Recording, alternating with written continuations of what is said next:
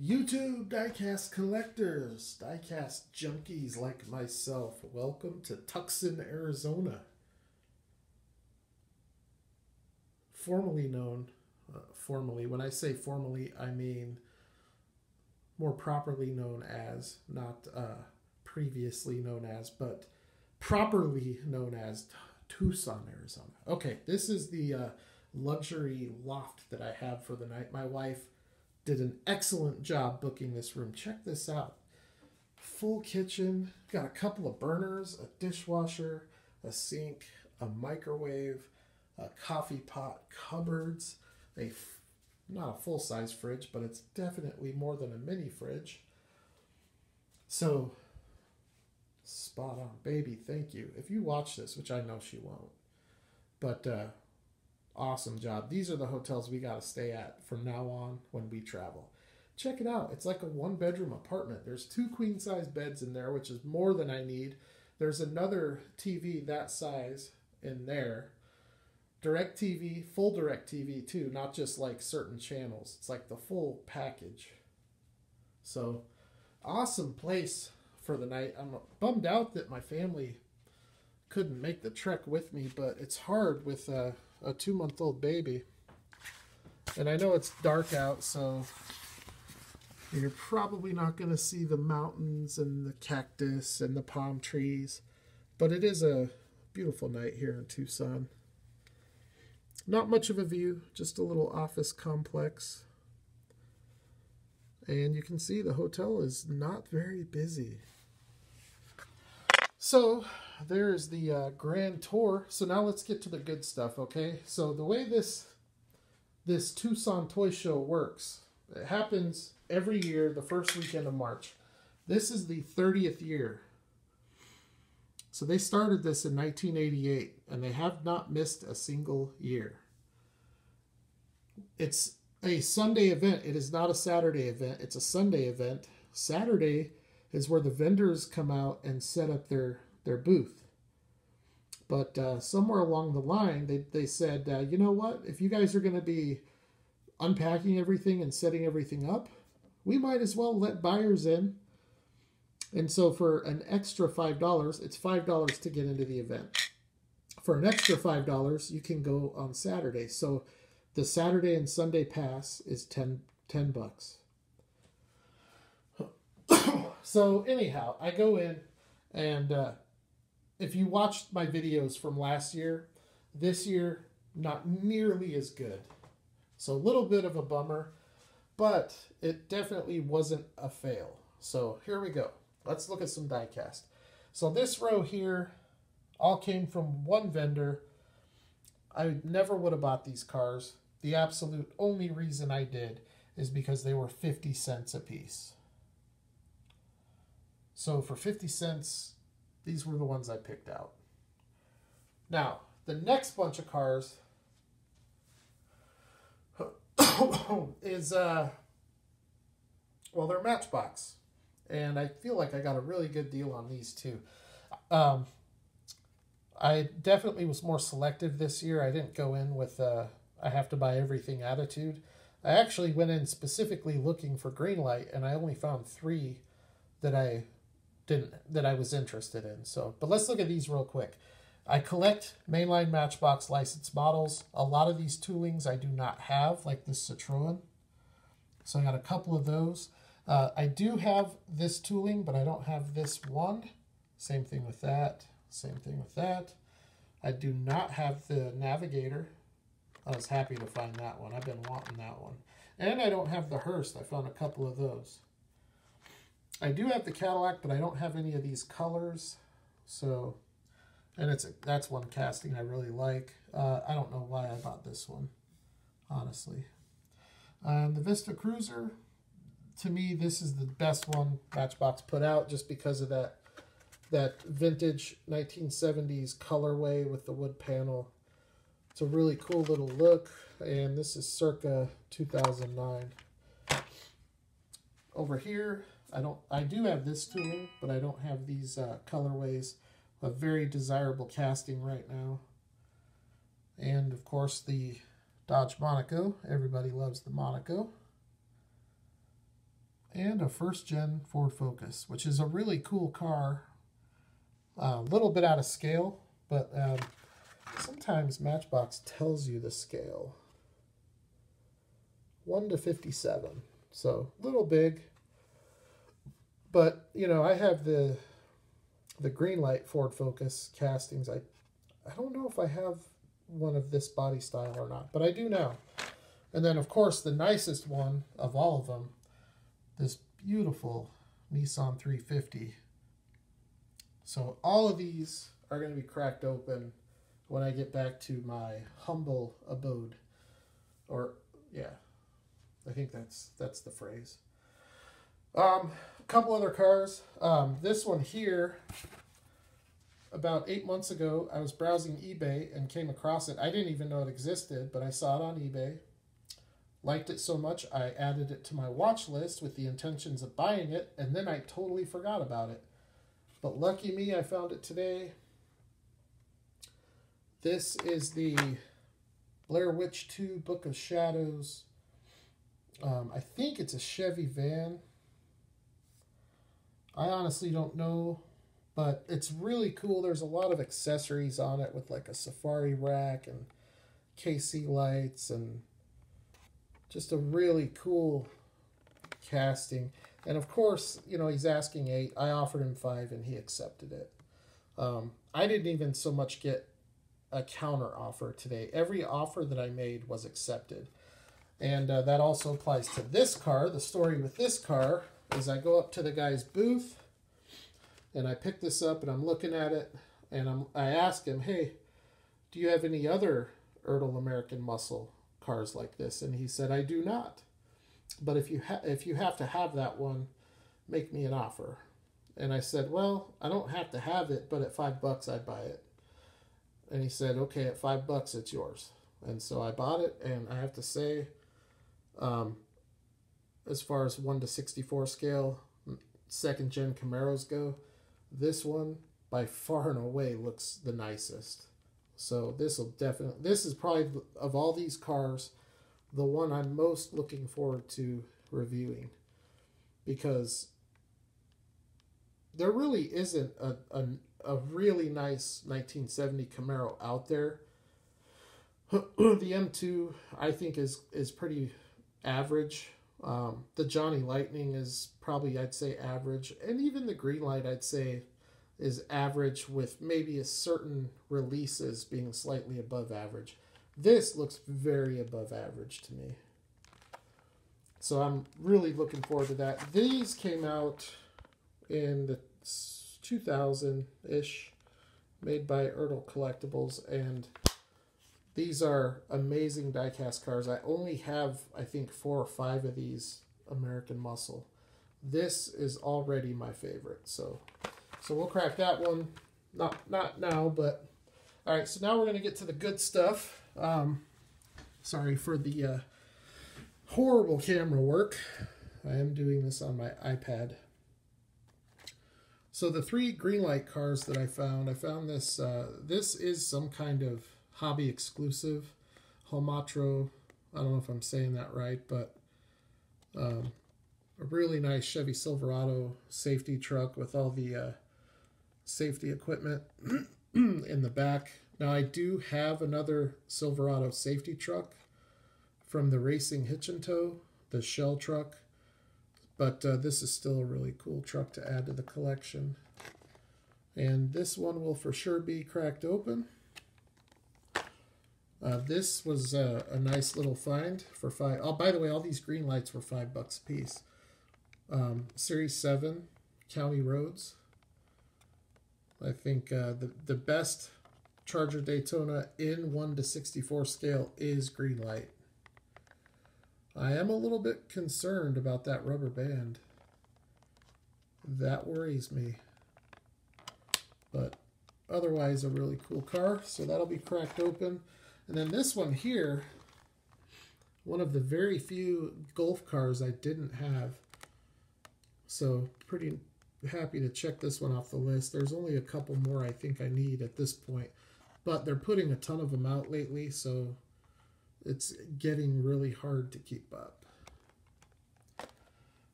Okay. From the Toy Pimps booth, Volkswagen T3 from Schuco. Really nice. These Schuco castings are, they're top tier. I wouldn't put them up there with Kyosho and TLV, but they're like the next step below that. I'd put them on the same level as Konami. Now, this next lot of cars, interesting story.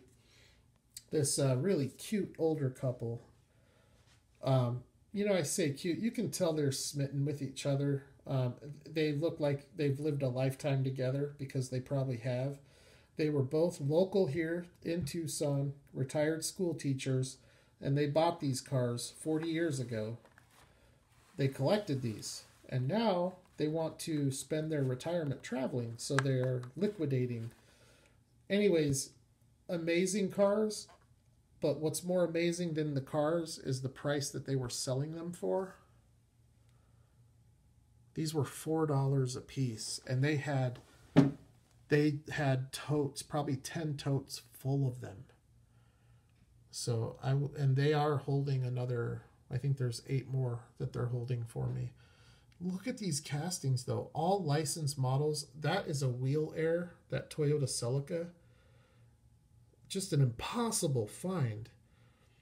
Obviously the cards aren't good. The Porsche's card is destroyed, but I'm going to open that one anyways. The rest of these I don't know what I'm going to do with yet, but a Ferrari.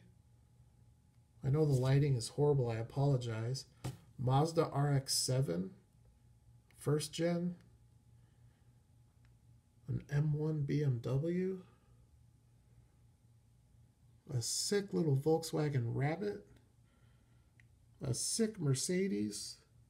A couple of Nissan Zs. Different toolings, by the way. I think that is...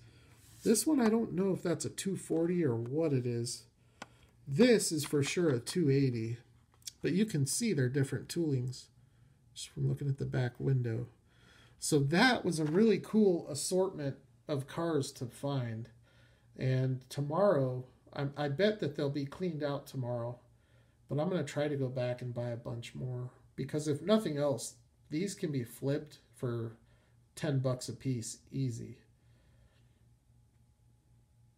Maybe not on eBay, but I know locally I could get $10 a pop for these all day. Okay, so that basically that's most of the haul, except for this last part, which obviously these are the best cars, the best finds of the day. And of course, they all came from the Toy Pimp. So I guess I'll start with this. This is a Konami, and it is a Toyota Celica, 1985. I don't have a 1985 Celica in my Toyota collection. And I do like collecting the different body styles of the Celica. So pretty cool to find that. And no matter how many times I go to his house or go through his stuff, I always find something the next time that I didn't see the last time. It's just amazing. Like all you like hardcore premium detailed collectors, that guy's inventory is, it's like it'll just blow your mind. It's unbelievable. He just his inventory, the stuff that he is moving would be one of the nicest collections that I've ever seen. So I can only imagine what his collection looks like. The next one we'll look at, I did score a handful of Kyosho Ferraris. So here's the 430 in black. Beautiful casting.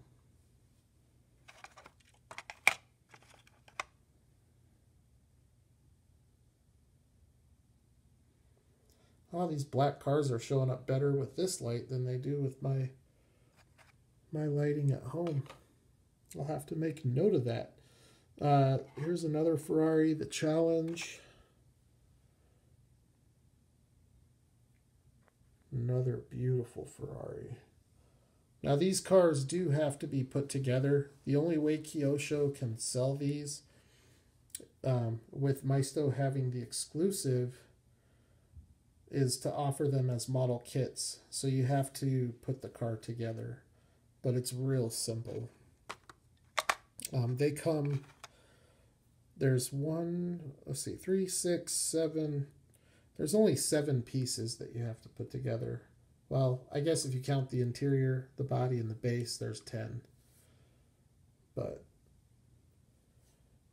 it's worth it because you will not find a nicer Ferrari in 1:64 scale. Maisto Ferraris are actually, they're okay, you know, for what they are, but they're not even on the same planet as these things. Another Ferrari that I picked up today. I'm not even going to try to pronounce that. Saaperta? I have no idea. But wow, that is a gorgeous car. I mean, it is a gorgeous car.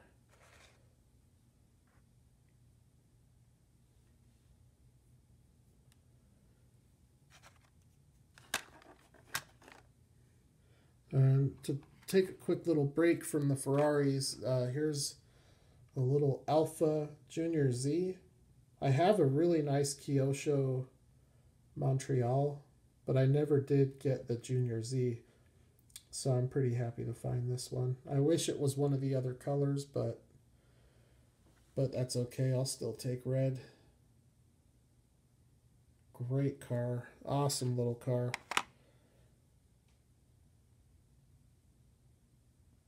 Whoa, focus.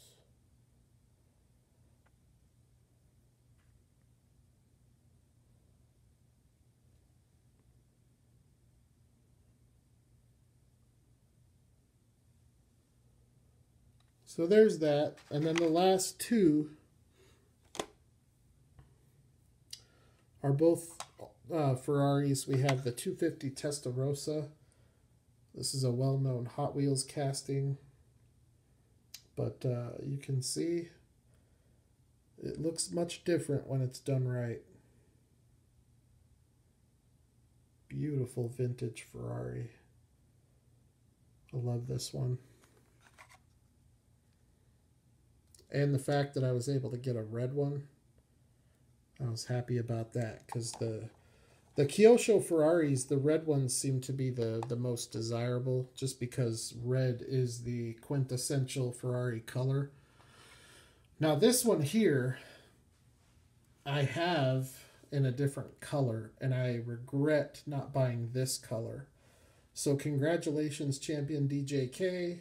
I have this car for you in blue. We'll have to work out a trade. I'm sure we can work something out, but this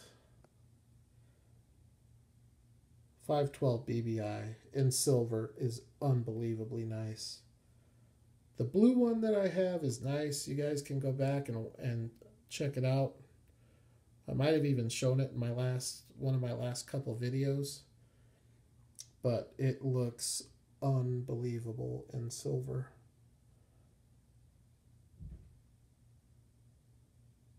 That is sick. All of the detail just pops with this color, and I actually did a video on 1:64 scale diecast talking about how silver is one of the best colors for cars of this scale, and this car is just another example of that.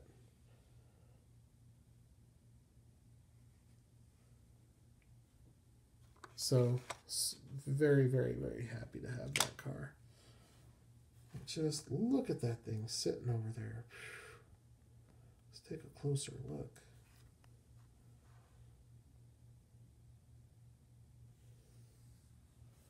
So there you go. That's day one. But like I said, I don't really have very high expectations for tomorrow, just based on how today went.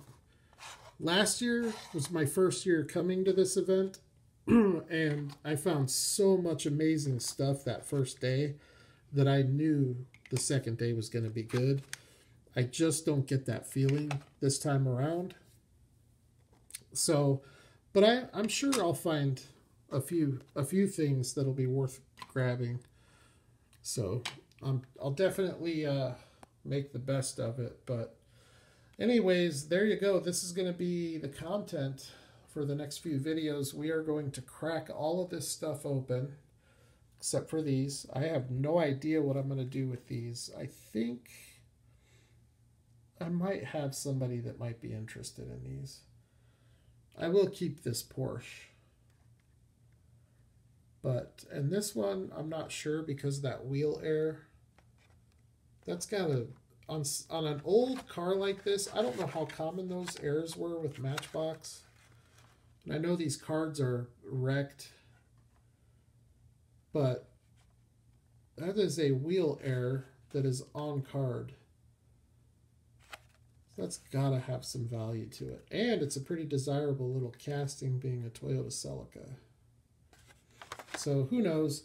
I'm thinking I'll probably trade these, but regardless of what I do with them, one thing I will not do, even if I end up keeping them, I'm not going to open them. Except for that Porsche. That Porsche will be opened on camera, on the channel. All of these are going to be cracked open on the channel. That Nissan 350. The duplicates, like the green Cadillac and the Monaco, I'll keep one of those on card. Everything else will be cracked open, including that Camaro and that van. So there you go. 22 minutes of your life spent watching, looking at this diecast. Hopefully you find that it was worth it. I always appreciate the support of my my subscribers and my viewers. I actually met one of my viewers today. The booth that had these cars. I was looking at these, and he was looking at the green light stuff, and he's like, "Do you like the green light?" And he had a real heavy Hispanic accent, and or Spanish accent, and I said, "Yeah, green light's mainly what I collect." And he's like, and we're going through a box, and it like you could tell it like dawned on him, and he looked up at me. He's like, "You do videos?" I was like, "Yeah, I do YouTube videos." He's like, "Yeah, heavy metal. I know you." So that was really cool to actually meet one of my subscribers. So, anyways, back to what I was saying. Thank you, everybody, for the continued support. And hopefully you can all just do a quick Google search in your area, network, find out who all the collectors are in your area, and find yourselves a toy show like this. Diecast is probably 15 or 20% of this toy show. The vast majority of it is vintage toys like Star Wars, G.I. Joes, going way back to like the early 1900s. So it's a really cool toy show. Old trains, and I might look at some of that stuff tomorrow too to see if I can find anything cool for the diorama. But definitely check your local area, because I'm sure at some point or another a toy show like that will be stopping through if you're in a metropolitan area. So you never know what you're going to find at those places. And last year I found some amazing deals. This year I think I found some pretty good deals. Not anything special, but I'm very happy with the haul so far. So I will holler at you all tomorrow night with a video. We're going to crack some of this stuff open. Obviously, it'll be split up into different videos, but those will start tomorrow night. So happy hunting. You all have a good night, and I'll talk to you at the next one.